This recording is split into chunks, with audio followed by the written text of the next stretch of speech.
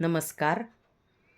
या देवी सर्वभूतेषु मातृरूपेण संस्थिता नमस्तस्ये नमस्तस्ये नमस्तस्ये नमो नमः. स्त्री जन्मा तुझी कहाणी, तू अबला निराधार राणी. म्हणतो दांभिकतेने तुझं जगत जननी, परी वार करतो तोच तुझ्या शीलावरती. तू आदिशक्ती, आदिमाया नि आदिमाता. आता नको नुसती भक्ती, तर तुला हवी शक्ती. ती गर्भात सुरक्षित नाही, ती घरात सुरक्षित नाही, ती रस्त्यावर सुरक्षित नाही आणि ती शाळेतही सुरक्षित नाही. किती भयानक सत्य आहे की कळा सोसून जगाला जन्माला घालणारी स्त्री आज कुठेही सुरक्षित नाही. आता तू लढ फक्त आणि दे टक्कर त्याला जे तुझ्या वाट्याला येतील. तू फक्त दुर्गा होऊन लढ आता. दुर्गा देवीचे 5वे रूप स्कंद माता या नावाने ओळखले जाते. आजच्या स्कंद माता रूपात आपण माता सीतामाई यांची माहिती ऐकणार आहोत. यासाठी मी गुगलचा आधार घेतलेला आहे. वनवासाची 13.5 वर्ष संपली. अयोध्येत परतण्याची ओढ निर्माण झाली. संसार सुखाची स्वप्न दिसू लागली. अशातच एका रम्य सकाळी सीतेला एक सोनेरी हरिण दिसलं. अयोध्येत जाताना ते घेऊन जावं अशी इच्छा तिच्या मनात आली आणि ते हरिण पकडून आणण्याचा तिने रामाकडे हट्ट धरला.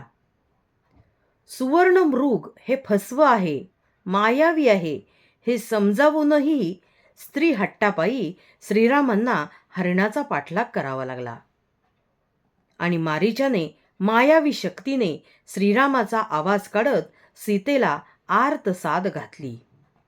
श्रीरामांच्या सामर्थ्यावर विश्वास असणारा लक्ष्मण सीतामाईला सोडून रामाच्या बचावासाठी जाण्यास तयार होत नाही.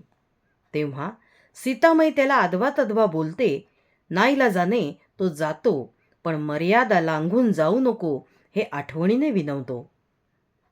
संधीचा फायदा घेत बहुरूपी रावण लक्ष्मण रेषा ओलांडायला भाग पाडतो आणि सीतेच्या अग्निदिव्याचा प्रवास सुरू होतो. स्वतः शक्तिरूप असलेली सीता क्षणिक प्रलोभनाला भुलते काय आणि सामान्य संसारी स्त्रीसारखी फसते काय, सारच अनाकलनीय. मात्र पतीवरती निस्सीम प्रेम, श्रद्धा आणि भक्ती असलेली सीता रावणासारख्या बलाढ्य शक्तीलाही मर्यादेत ठेवते. हे लक्षात घेण्यासारखं आहे. लंकेतून केवळ आपलीच नाही तर अनेक निरपराधी लोकांची सुटका व्हावी म्हणून हनुमंताला निरोप देऊन श्रीरामांना बोलवून घेते. प्रजेच्या मनात आपल्या राजाबद्दल, राणीबद्दल किंतु परंतु राहू नये म्हणून ती अग्निदिव्यही पार करते. मात्र पुत्र जन्माच्या वेळी पुन्हा वनवास स्वीकारते आणि मुलांना मोठं करून वडिलांच्या हाती सुपूर्त करून ही भूमिकन्या सीता परत भूमिगत होते.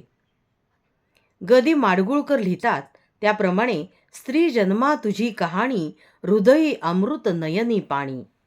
अशा तऱ्हेने स्त्री जन्माचं रहस्य आपल्या चरित्रातून उलगडणाऱ्या सीतामाईला भावपूर्ण वंदन. जय जगदंब.